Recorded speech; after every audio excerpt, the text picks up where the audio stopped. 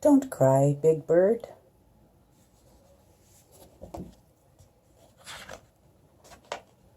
Big Bird liked to play with his friends, but playing with them was hard for Big Bird because their jump ropes were too short. Their hopscotches were too small. Their hide-and-seek hiding places were too little. Their seesaws came down but never went up. One day, Big Bird came home from the park by himself. "I'm too big to play with my friends," he said. He was so busy crying he didn't see his friend Snuffleupagus. "Don't cry, Bird," said Snuffleupagus. "You're not too big. Their games are too little." Big Bird jumped up. He stopped crying. "Do you really think so, Mr. Snuffleupagus?" "Yes, Bird, I really do," said Snuffleupagus. "You are a very nice size, big, like me." Then Big Bird had an idea. "Hey, we're both big, so let's play together," said Big Bird. Snuffleupagus shook his head. "No, Bird, I can't play right now. It's time for my nap." And Snuffleupagus went slowly down the street. "It's nice to be big," Big Bird said sadly, "but sometimes I wish I could make myself smaller." Back at the park, Bert and Ernie were thinking, "If only Big Bird were smaller, then he could play with us," said Ernie. "Well, we can't make Big Bird smaller," said Bert, "but maybe we can make our games bigger, like this." And he tied 2 jump ropes together. Grover ran to get Big Bird. "We have a big surprise for you," said Grover. When Big Bird got to the park, Ernie and Bert were turning the big rope.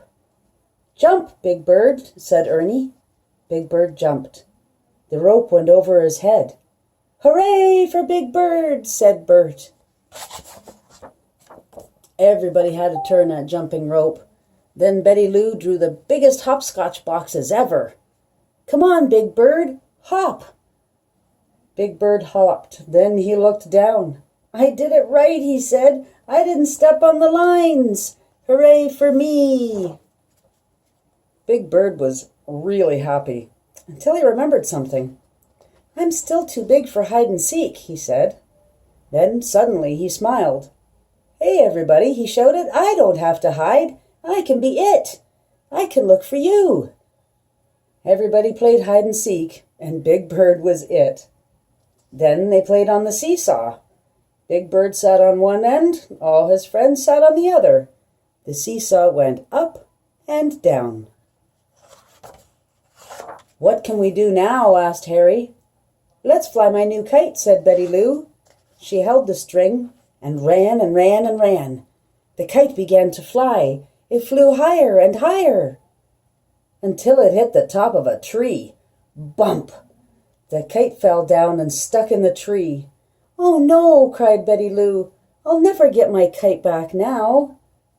Big Bird ran to Betty Lou. "Don't cry," he said. "I think I can help." Big Bird stood on his tiptoes. He reached high up and pulled down the kite. "Here, Betty Lou," said Big Bird. "Your kite is as good as new." "Hooray for Big Bird!" everyone cheered. Big Bird was very happy. "Now, let's play my favorite game," he said. "What game is that?" Grover asked. "Giant steps," Big Bird smiled. That's the end.